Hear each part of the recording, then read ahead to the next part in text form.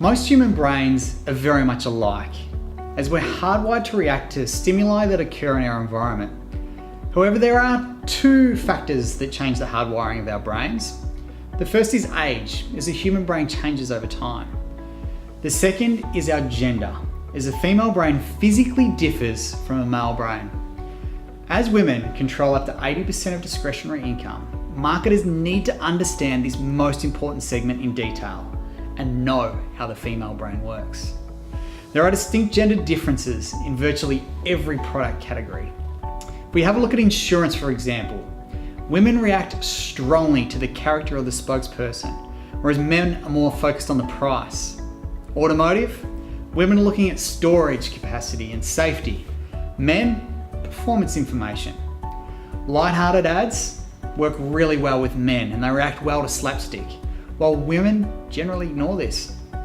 From a scientific point of view, the human brain hasn't changed much in the past 100,000 years, and as such, some of our reactions are governed by quite basic instincts.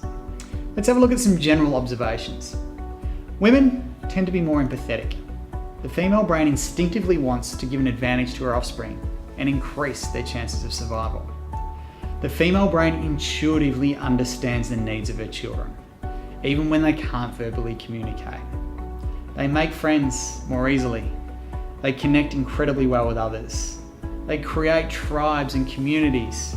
Females are supreme at creating their own families, even when it's not by blood. Empathy is typically not as strong in males. It's better to kill swiftly than it is to see if an unfamiliar character is a friend or a foe. Males can be alone and focused for long periods of time on the hunt. They love their independence, they love their freedom. They tend not to rely on other males. Science tells us females have 4 times the number of neurons connecting their right and left brains. Females process information through both rational and emotional filters, back and forth. Men, however, process information using one side of the brain or the other. Men use a single focus, one thing at a time. Females are rarely just doing one thing at a time. They're the ultimate multitasker. Females strive for a community. This is their primary goal. They actively seek out other women who share their interests. A support network, as if anything happens to their partner, her wider community will still be there to help her and her offspring survive. This is one reason why women often use language 3 times as often as men. This is their way of creating a community, whereas for males, autonomy is the primary goal. Female brains are actually physically smaller and around 9% smaller, but by no means lesser. They're actually more compact and in fact contain 11% more neurons in their language center. Let's have a look at how we market the females. To connect with the female brain, our visual and verbal language needs to be invitational and collaborative versus males that can be more direct. It's about being supportive, collective, us. Let's put an end to boring dinners equals let us, this is inclusive, put an end to boring dinners.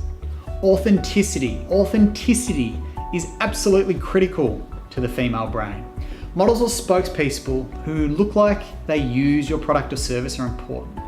Females have a highly evolved emotive center, so selecting talent for your advertising campaign is ultra important.